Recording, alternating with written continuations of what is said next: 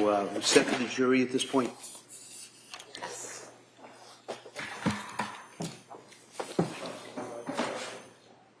You still have the driver in the DVD? Yeah. It might be that. I don't think I made that mistake. Court, all rise. Jurors entering.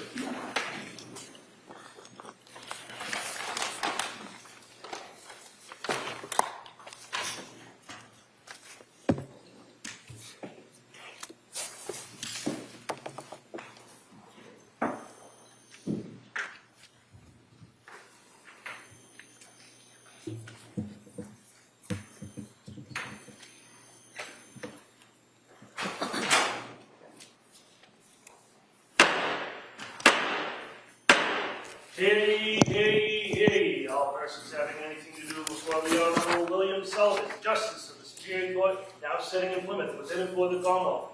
Draw near, give your attendance, and you shall be heard. God save the Commonwealth of Massachusetts. This court is now in session. Please be seated. Good morning, Your Honor. May I proceed? Yes, please. Your Honor, before the court today, we have the continuation of the jury trial in the matter of Commonwealth versus Lindsay Clancy. Ms. Clancy is present. She is represented by Attorney Kevin Reddington. The Commonwealth is represented by Assistant District Attorney Jennifer Sprague and Assistant District Attorney Shannon Buckingham. All right. Well, thank you, Madam Clerk. Good morning, everyone. What I'm going to do, as you know, I'm going to ask you those questions to make sure everybody was able to follow my instructions, and then at that point, we'll talk a little bit about today's schedule. All right. So we'll get to the questions. First question is: any member of the jury read, seen, heard, or overheard anything from any source about any aspect of this case that would affect your ability to be fair and impartial? Last question: is there any other serious matter or concern bearing on your service as a juror in this case that anybody needs to bring to my attention? All right, great. Thank you for following those instructions. Today, we're going to continue with the Commonwealth's presentation of evidence. The anticipation is that we will go probably similar to what we had the last couple of days into the afternoon. All right, and then after that, before I send you home, I'll talk again with counsel in regards to the schedule for the rest of the week and kind of where we are. All right, so when you leave here today, you probably have a little bit better idea as the schedule for the rest of the week and into next week. All right, so so with that, I think we'll return to the Commonwealth's case. Attorney Buckingham. Your Honor, Commonwealth would call Daniel Lawler to the stand, please.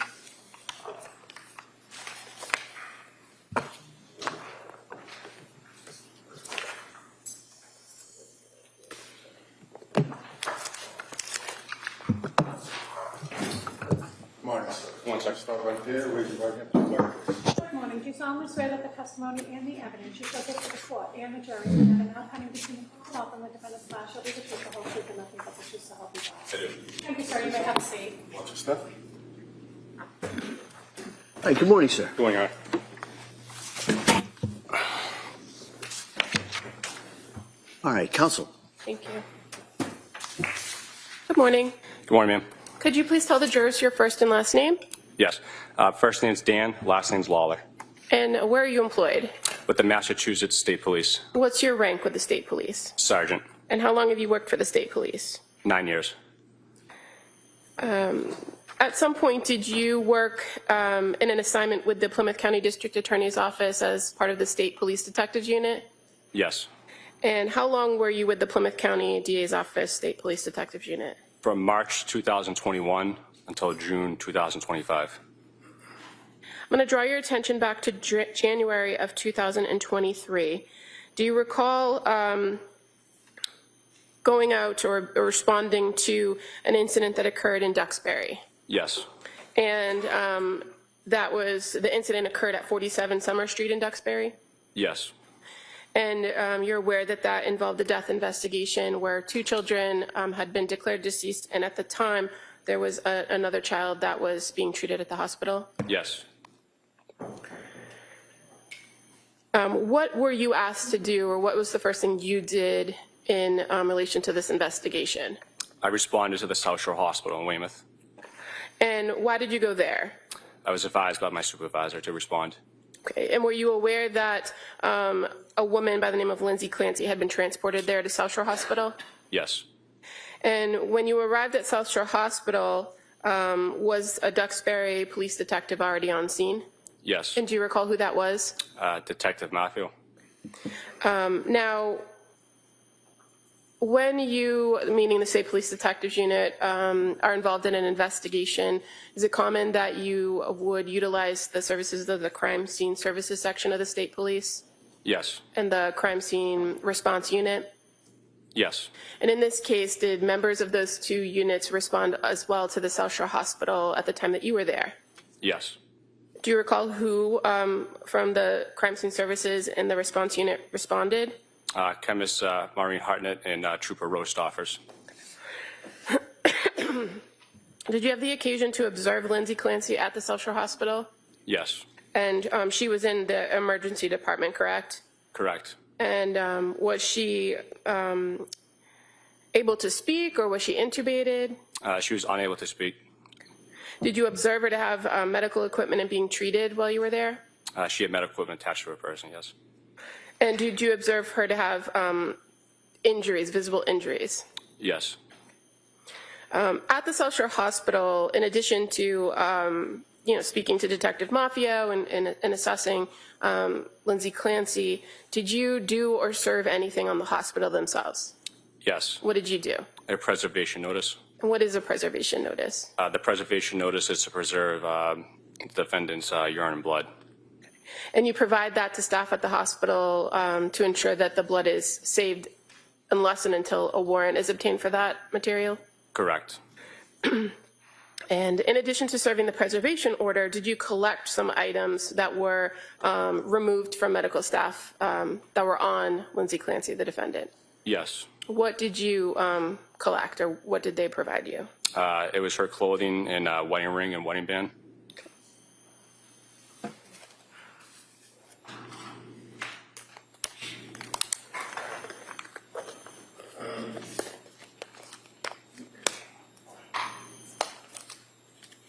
If I may approach the witness.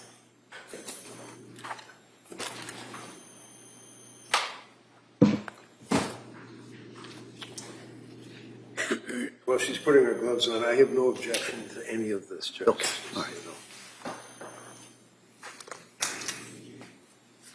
As far as, Sergeant Lola, as far as the items collected, when they're received from the hospital staff, what do you guys do with them? So it goes, originally went to Detective Maffio from Duxbury PD, then it went to me, and then it was documented by Trooper Stoffers, and then some of it will go to the office, or will go to the crime lab. In this case, went to the crime lab. Okay. But as the state police trooper on scene, the investigator on scene, you at some point retain custody of the item. Correct. And I'm just showing you a paper bag. Is that familiar to you? Yes. And is this the bags that generally the detectives unit or crime scene uses to put particular pieces of evidence inside of it? Yes.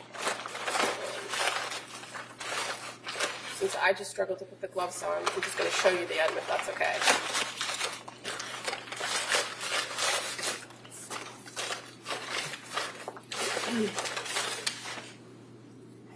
So I'm showing you one item. Is that familiar to you? Yes. What do you know this item to be? Shirt.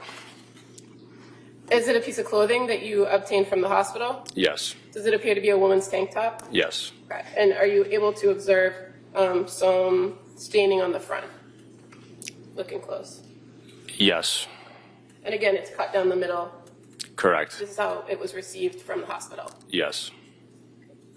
I would move to admit the tank top as the next exhibit. All right, that may be admitted.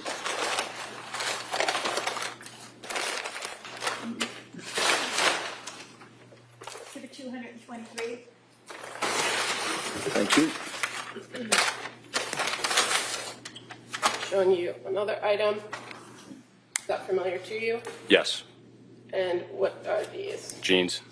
And these were also cut off the defendant and received by the medical staff at Social Hospital. Yes. And on these jeans, you see a little bit of staining on the front. Yes. I would move to admit these as the next exhibit. That may be admitted. For 224. Thank you.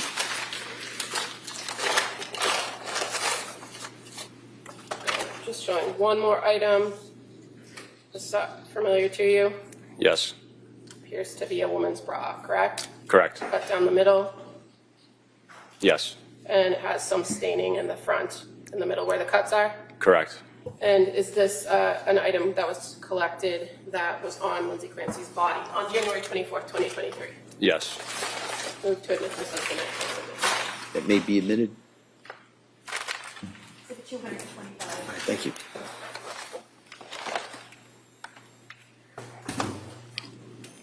You indicated there was also some rings that were collected, correct? Correct. And eventually these items were then taken by forensic scientist Hartnett, and eventually they get returned to the State Police Detectives Unit in your experience. Is that fair to say? Fair to say. Now, in addition to going to the South Shore Hospital on January 24th, 2023, did you go to any other hospitals? Yes. Which hospital did you go to? Boston Children's Hospital. And why did you go there? I was advised to go there by my supervisor. Okay, and did you learn that one of the children, Callan Clancy, had been transported to the Boston Children's Hospital? Yes. And were you there to just obtain what his current status was at that time? Yes. And the time that you were there at the Boston Children's on January 24th, fair to say he was still alive but noted to be in critical condition? Yes.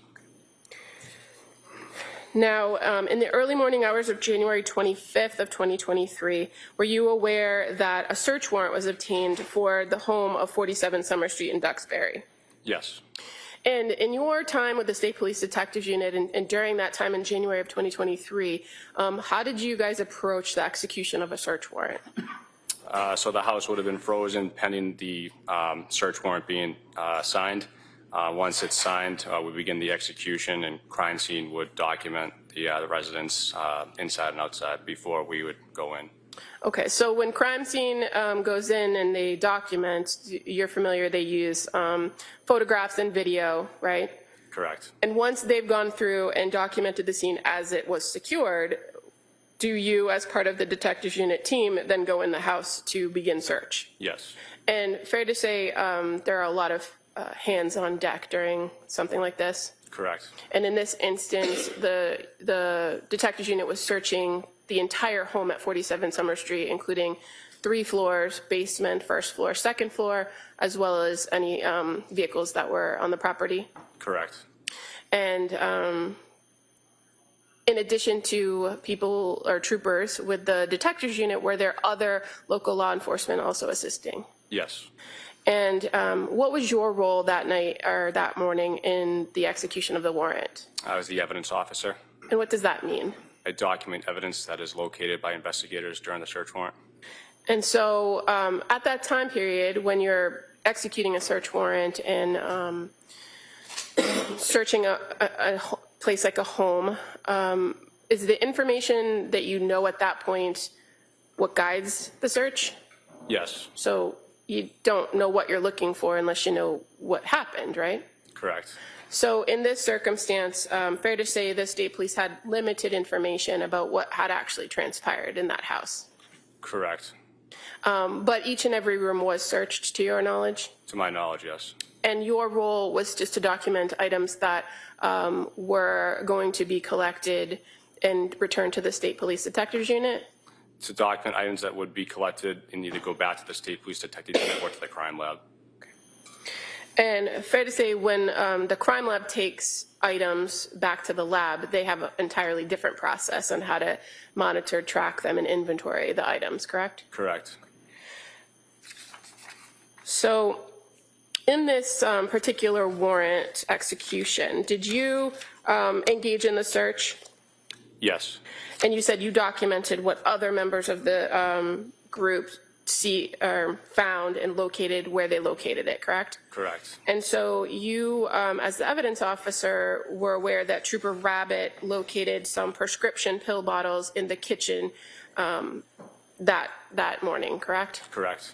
And so, as the evidence officer, were you responsible for kind of keeping custody of those bottles? Correct. At some later point, after those bottles were photographed and collected, did you inventory those bottles? Yes.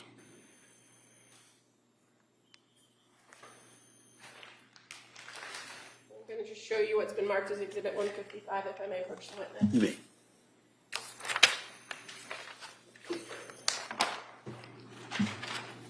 So Sergeant, just showing you this bag here. It's already been marked, Exhibit 155. I'm going to show you 4 pill bottles.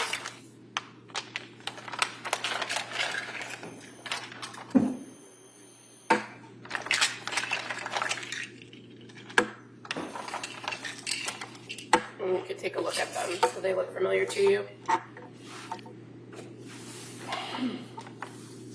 Yes. So the first one I'm looking at is labeled trazodone. And as far as how you inventory these, what do you do when you inventory them? Just count them. Okay, so do you also review the information on the label as to what should be in the bottle or what the original prescription was? Yes. So as far as the trazodone, it says filled on January 12th, 2023 with 30 in it. And so you counted to determine how many were left, right? Correct. And so fair to say there were 20 remaining in this bottle when you inventoried it. Correct.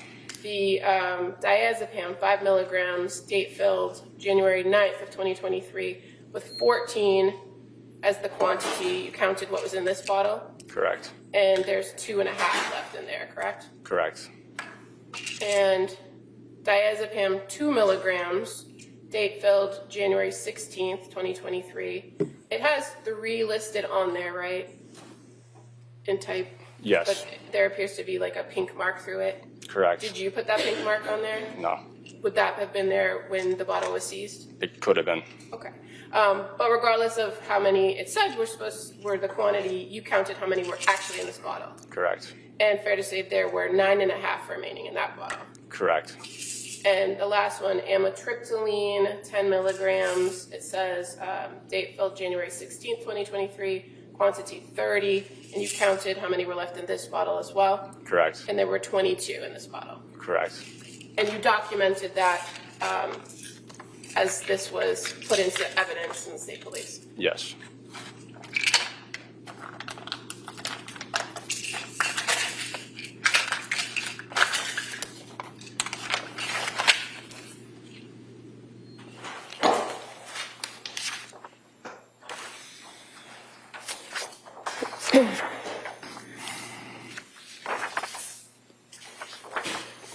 Did you search in the upstairs master bedroom of the house during the search warrant? Yes, I assisted with the search. Did you locate anything that you documented or collected to take back to the state police? Yes. In the master bedroom? Yes. Okay. What did you locate? I believe it was a baby monitor and a Google Nest camera. Okay. Did you observe the room, the master bedroom? Yes. And did you search in a nightstand that was next to the bed? I don't recall searching a nightstand next to the bed. Were there other investigators that were also in the room searching other areas of the bedroom? Yes. And as far as any additional work you did on this particular investigation, again, fair to say the detective unit works as a team and divides up work and for follow-up. Correct. And you participated in some follow-up investigation by speaking to some witnesses, correct? Correct. And at some point, you were also asked to go to the Brigham and Women's Hospital where the defendant was following the sheriff's department, keeping watch of her. Correct. Do you recall what day you went there? I don't recall the exact date. Okay. When you went to the Brigham and Women's Hospital, was she in her own room, or was she in like a open area She was in her own room. When you were there on watch, did you go into the room or were you outside the room? Outside the room. And as far as your memory of whether anyone else besides medical staff went in there, at any point when you were there at the Brigham Hospital, did you observe another individual come in to visit with her or meet with her? Yes. And were you advised that that person was coming in? Yes. And were you advised that that person was allowed in with a court order? Yes. When the person went in, did you know if it was an attorney, a doctor, somebody else? It was not an attorney, it wasn't a doctor. It was, I believe, a psychiatrist. And when that person went into the room, did you go in the room as well? No. And where did you stay? Outside the room. And when this man went into the room, did he leave the door open or close the door? I believe it was closed. And when he came out, did he speak with you? I don't recall. Okay. But as far as you knew at that time period, that person was permitted to be in there and could close the door? Correct. And you don't know what was said or what was done in that room? No. No. Thank you. Mr. Reddington. So your position was as a sergeant for the state police on these dates that you testified to? No, sir. At the time, I was a trooper. Trooper. Yes, sir. You were assigned to the district attorney's office? Yes, sir. It would be the Plymouth County DA's office, meaning these prosecutors here, right? Correct, sir. Actually, you have an office in their office. It would be the Plymouth County DA's office, meaning these prosecutors here, right? Correct, sir. Actually, you have an office in their office, right? Correct, sir. You don't have to call me sir. So on the first time you got involved with this case was on the evening of, was it the 24th or the 23rd? Tuesday. I think it was the 24th. Okay. And do you recall what time it was that you went there? To South Shore Hospital. Yes, I'm sorry. Approximately 7:30 p.m. Now, at that point, you had known, obviously, that this was a major investigation involving the death of 2 children and 1 serious injury to another child. Is that correct? Correct. The media was absolutely insane all over the location of the house and in the hospitals and everywhere. Isn't that right? I recall media at the house. I'm not sure about the hospital stuff. Okay. It was a fairly horrific and largely attended to, if you will, event. Is that correct? Yes. And Lindsay was, when you went to the South Shore Hospital, that's where you saw her before she was transferred to the Brigham and Women's, right? Yes. When you went in to see her at the South Shore Hospital, she was in the emergency room, right? Yes. Would you agree with me that she was pretty well, she had the intubation tube in her mouth, she had tape on her face, she had her arms all taped up and wires and tubes and everything else, right? Yes. And it was a very confusing and, quite frankly, shocking sight to walk into that room and see her there in that condition, right? Yes. And you, about your duty, collected clothing and her wedding band, correct? Yes. And you went through all that with the items you seized, and you introduced those into evidence and noted what the government said appears to be stains, but it was blood on her clothing. Is that right? I would say. Appeared to be, Yeah. in your experience. Yes. Any shoes? Did she have any shoes, sneakers, slippers, anything like that? I don't recall shoes. I think 2 black socks, but I don't recall shoes. Right. And if there were shoes on her person or brought to the hospital, the odds are that when they saved the clothing, they would have saved the shoes as well, right? Yes. So you took the clothing, and then you went to the Boston Children's Hospital, right? Yes. And after you left the Boston Children's Hospital, you went back to the house and then assisted in the search of the property with a search warrant? Yes. And were you the lead investigator at that point, or were you one of the guys just searching? I was not the lead investigator. But there was a court order, search warrant, right? Yes. And you, meaning collectively you, knew that you had a search warrant that authorized a search for a number of items, including medications or pills or pill bottles, right? Yes. I don't have to grab this and ask if you saw this. You never did see that, did you? I did not recall seeing that, sir. You don't know what, if anything, was inside that item, right? I don't know. And counsel asked you whether or not it's a collaborative effort on the part of the detective units and that you all collaborate and work together. Can you explain that? Do you report to each other? Do you keep each other advised as to what you get for evidence? Yeah, so when we go into a house, we're not familiar with the layout. We'll walk the house and figure out where bedrooms are located, and then essentially we kind of just break up into teams, if you will, and search the residence as evidence is located. And at that time, as the evidence officer, I would be alerted that, hey, there's evidence here. We're going to document and collect it. Okay. And you videotape the scene and you take photographs of the areas, the different rooms, right? I do not, but crime scene does. But you were in the house and you were able to observe the rooms. You could see all sorts of wall hangings and paintings and fingerprints and handprints and all that stuff on the wall, right? Yes. Downstairs, you saw in the basement or the finished basement that there was an area that was an office or appeared to be an office. Is that correct? I don't recall the exact layout of the basement. Do you remember that items were seized from the basement, like a Mac Pro laptop, something like I have right here? There were two of them that were seized. You remember that? Yes. And from your investigation, you're aware that those would have been Pat Clancy's laptops, his business and personal laptop, correct? At the time, I'm not sure who the laptops belong to, but I know they were collected. Okay. And how about Lindsay Clancy's, her cell phone? Was that seized, if you know? I believe that was seized from the master bedroom. From the master bedroom. And do you remember, was it located on the bed? There was a phone located on the bed. I think there was another phone located in a dresser drawer. I'm not sure which phone was what, though. All right. So both of those phones, regardless which one was what, did either one of them have blood on them? I don't recall. But if you guys were seizing the items in the property, such as a cell phone that had blood on it, in your experience, you probably would have remembered that, right? Correct. And you don't remember that? I don't. Okay.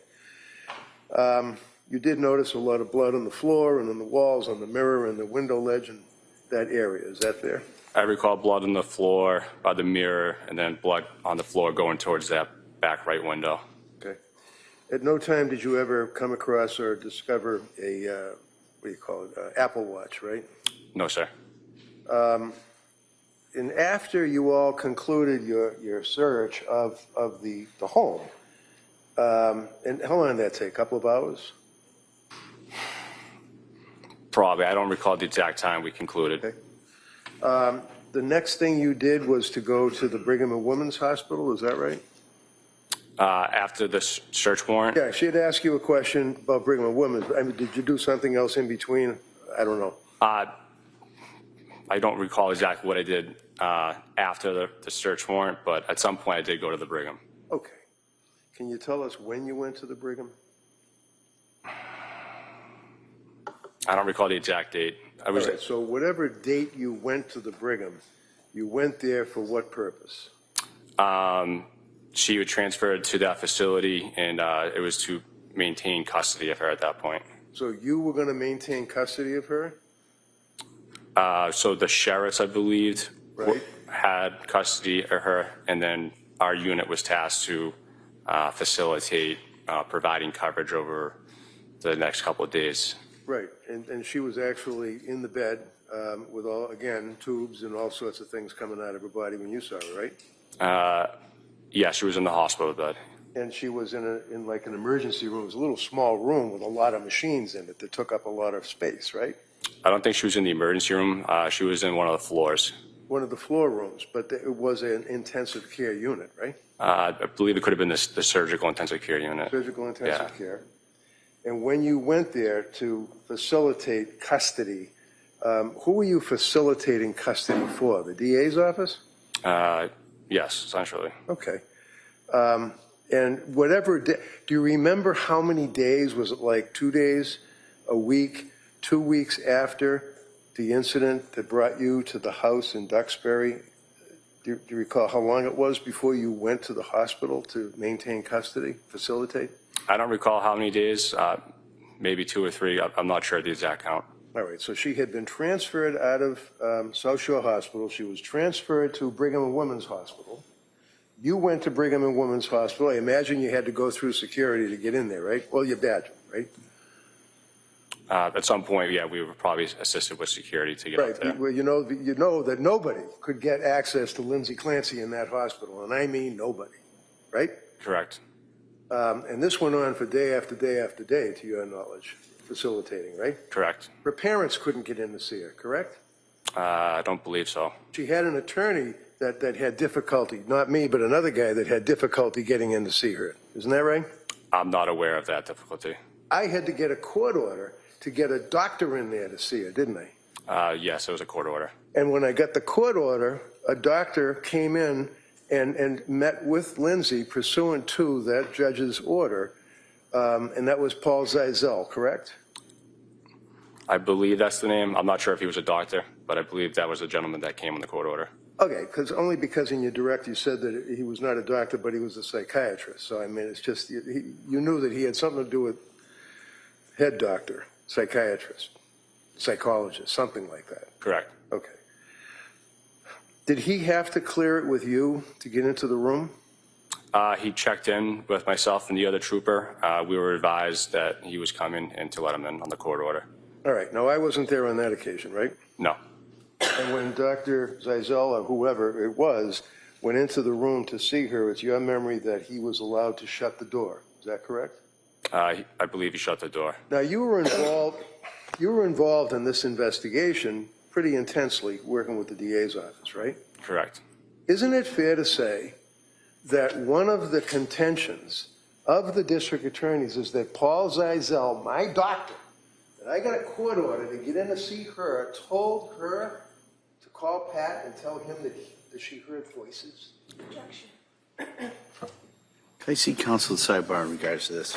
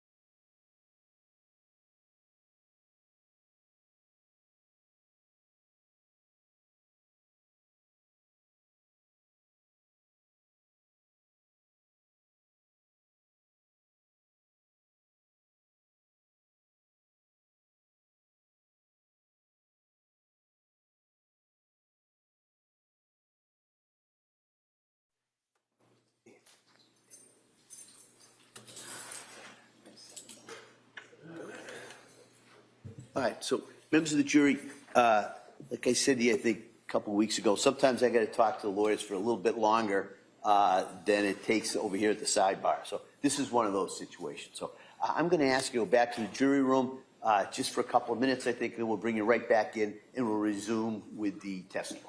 Okay? Court, all rise. Good. No folks on the chairs. This way, please.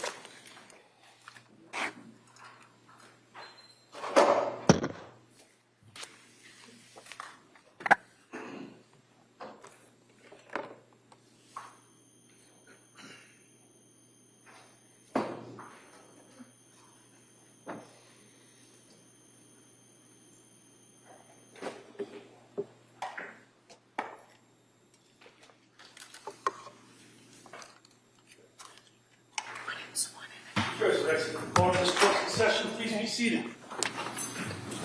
All right. So, counsel, what we're going to do is we'll have it just so the record's clear. The jury's out of the room at this point. We will just conduct a short voir dire on the issue that we talked about over at sidebar. So I'll allow Mr. Reddington to ask questions at this point, and then I'll allow Commonwealth to also ask questions. Go ahead, counsel. Okay, thank you. So you're in the hospital at Brigham and Women's, correct? Yes. And when you're there, with the purpose of obviously with other law officers to enforce the fact that she's in custody, Dr. Zeisel, or a doctor, came in pursuant to a court order, right? Yes. All right. And obviously had been cleared through security and went into the room where Lindsay was laying on the bed, right? Yes. You don't know, or you don't recall if he closed the door or if he kept the door open or if it was half open. You just don't remember, right? Yes. Okay. Would you agree with me that in the course of preparing this case for trial that you have worked and collaborated with the prosecutors, the two district attorneys, correct? Yes. And you guys would talk about theories of the case and evidence that they want you to run down perhaps as an investigator or try to obtain, or interviews and things of that nature, right? Yes. And one of the theories that they had indicated to you is that Patrick Clancy had indicated to the investigators and to the grand jury, I believe, that Lindsay called him from the hospital, right? I recall that. And that Lindsay used that doctor's cell phone to call him from the hospital, right? Yes. And they basically had a theory that they wanted to run with, that Zeisel told her, Lindsay, to say that she heard voices, right? I don't know if it's a theory or not. I just recall that conversation at some point. Okay, so when was the conversation? I don't recall exactly when. Do you remember where the conversation was? No. You don't, okay. I'm assuming at the office. I just don't recall specifically when. And who was it you were talking to? Probably could have been one of the troopers in the office working the case. One of the troopers, is it McGilligan? Probably. He's the case officer, so I'd imagine it probably would have been him, sir. Probably could have been him. Yeah. How about any of the prosecutors? You talked to the DAs about that? I don't recall specifically speaking to a prosecutor about this. Well, how about not necessarily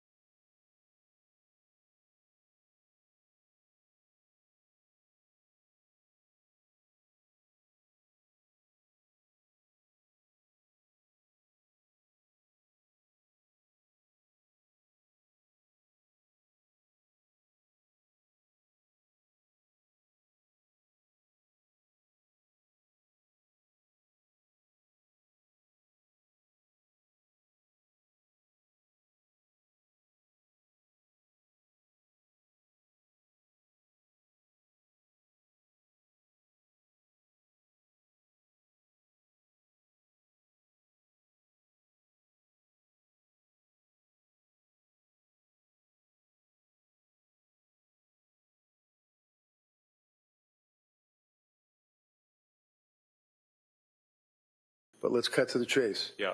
What I'm asking you are voices. You know what that means when someone hears voices, right? Yes. You may not hear voices, I may not hear voices, but some people might hear voices, right? Yeah. That was discussed with McElligott, wasn't it? Yes. And what is it that he discussed with you about Lindsay hearing voices? That's what she had told Patrick on the phone call, that she heard voices.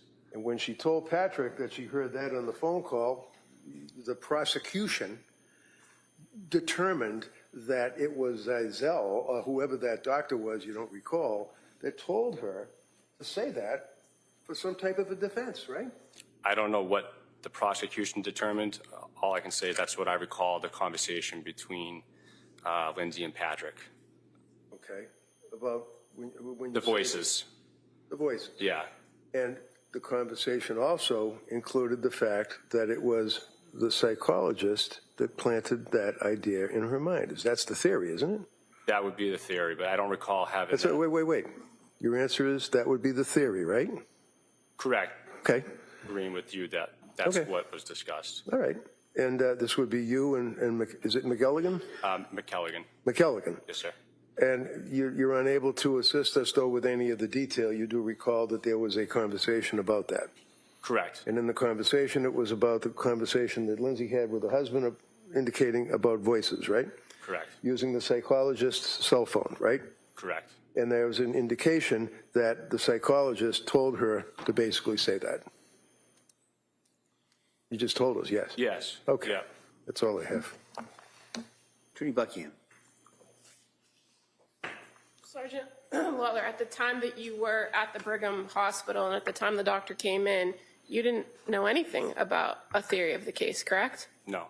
And you didn't know or overhear anything in outside that room about conversations between the doctor and the defendant, did you? Correct. And you indicated that you never had a conversation with the prosecution about their theory of the case, did you? Did not. So anything that you recall was simply conversation with another trooper in the unit. Correct. And as you sit here in your testimony today and testify about your memory of that particular night, is anything about that conversation with Sergeant McElligott guiding your testimony? No. You changed, or has your memory changed as to that incident after you had this conversation with Trooper McElligott, or No. Sergeant McElligott?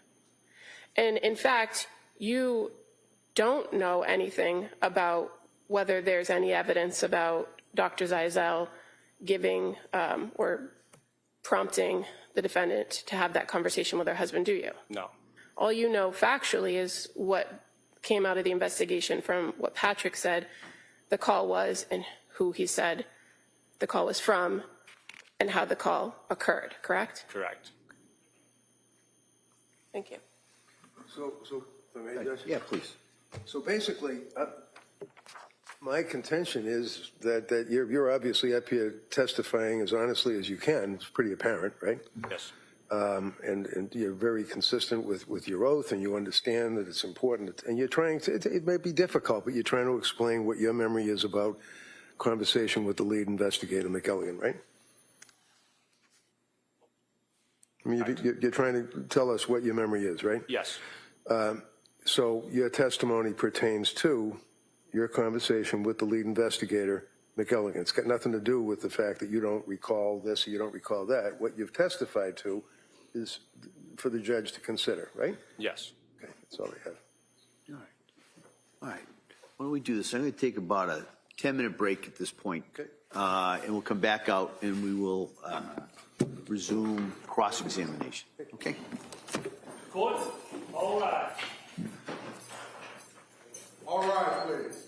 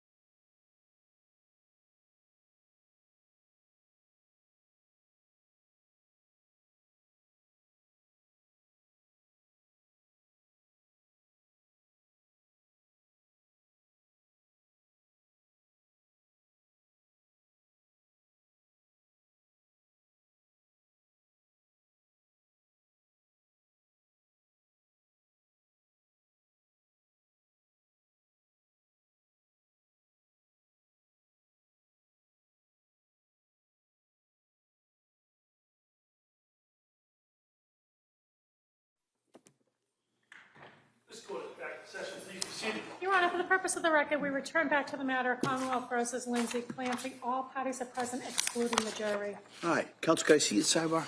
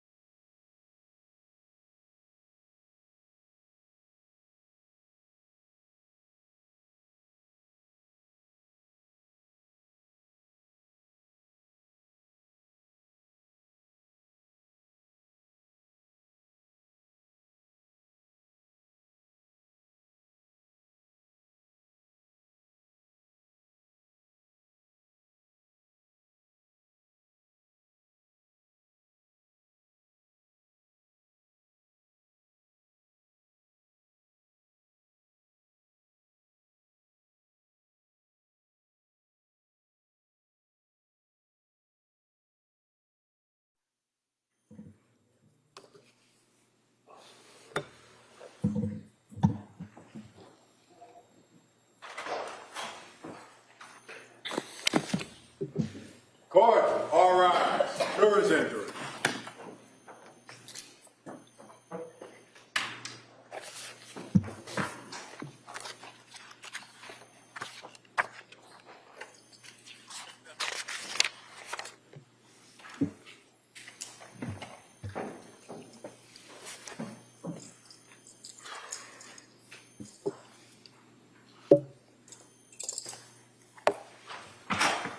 This court's now in session. Please be seated.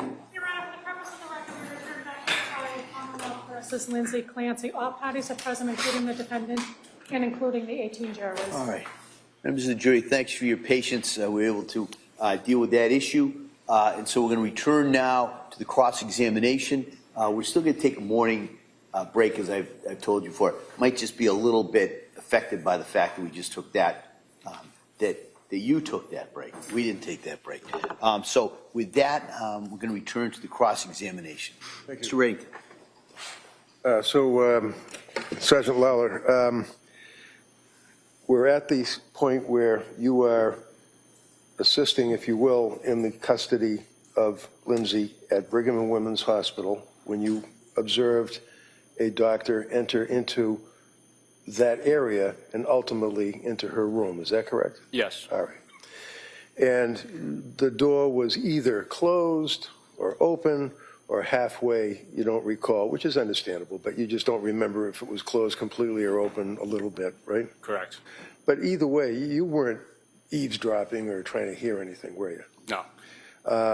And then when the doctor finished talking with Lindsay, at some point, you as investigators were aware that the doctor had allowed her to call her husband and use his cell phone to speak to her husband, correct? I later learned that, yes. And you later learned and knew from the investigation that it was fairly recently to that point that the tubes had been removed from her mouth and she was able to at least talk to a degree, and then she talked on the phone, correct? Correct. And after that, and then she talked on the phone, correct? Correct.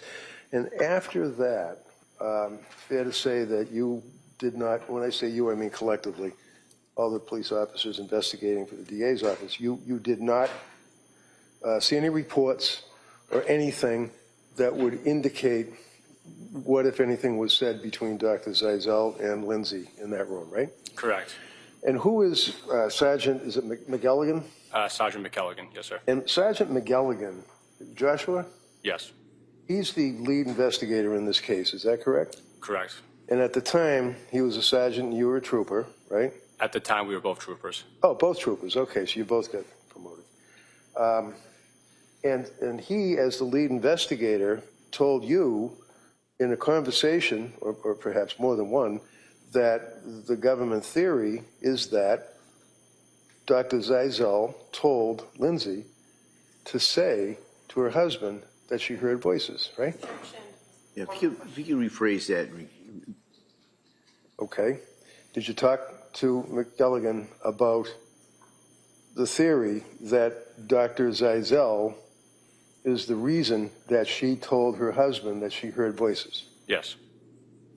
And do you remember where or when that conversation occurred, or how many times that you guys discussed that?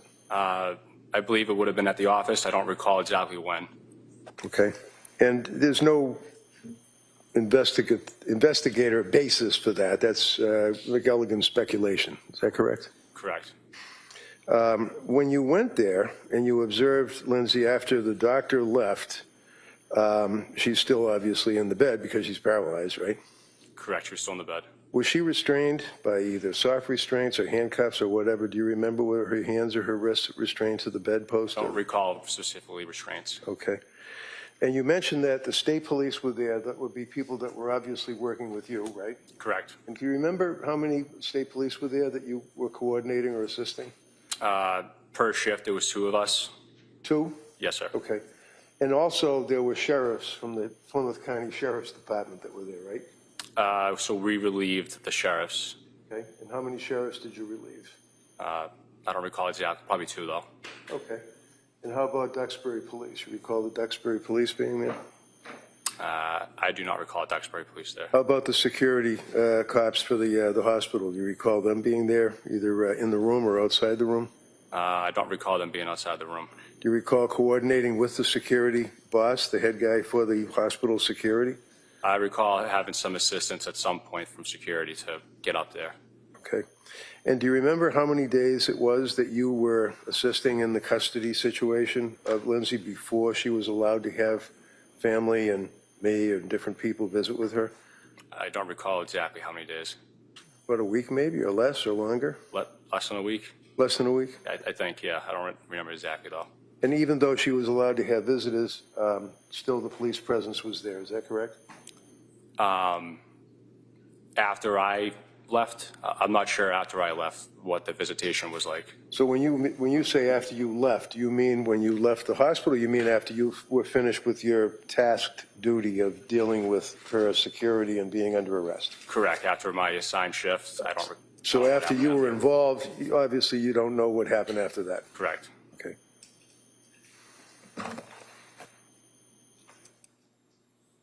That's all I have. Thank you, sir. Thanks, sir. Redirect, Ms. Buckingham?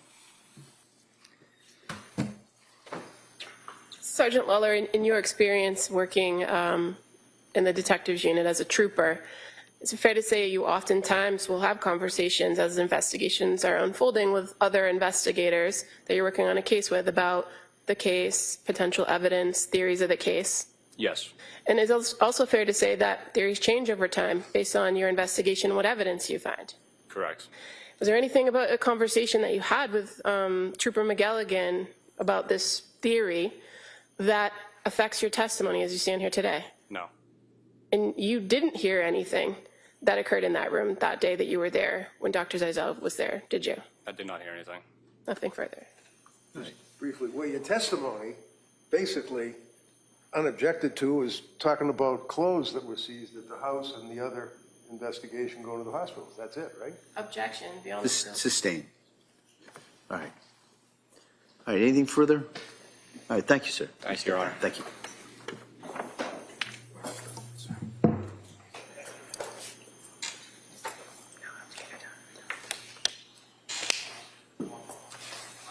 The Commonwealth would call Letitia Dukes as its next witness, please.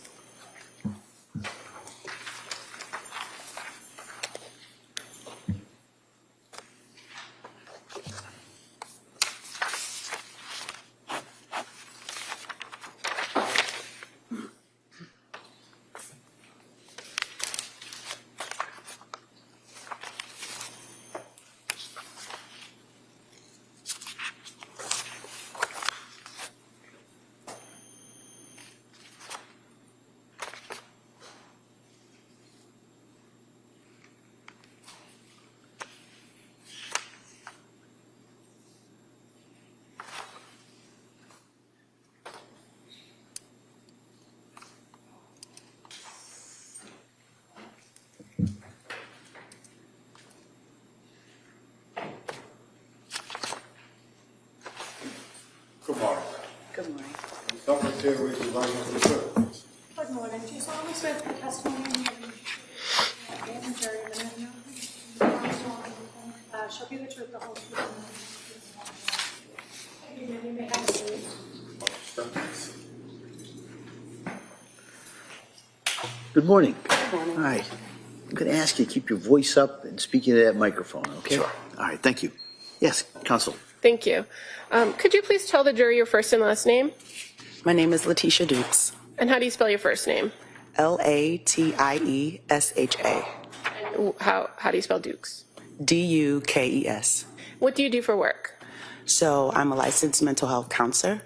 I worked as a perinatal clinician at South Shore Hospital. And what kind of education did you receive in order to do that? So I have a bachelor's in psychology, a master's in mental health counseling, and a master's of education in mental health counseling. And you mentioned the South Shore Perinatal Clinic. Do you still work there? No, I do not currently still work there. How long did you work there? I worked there for about 5 years. What did you do there?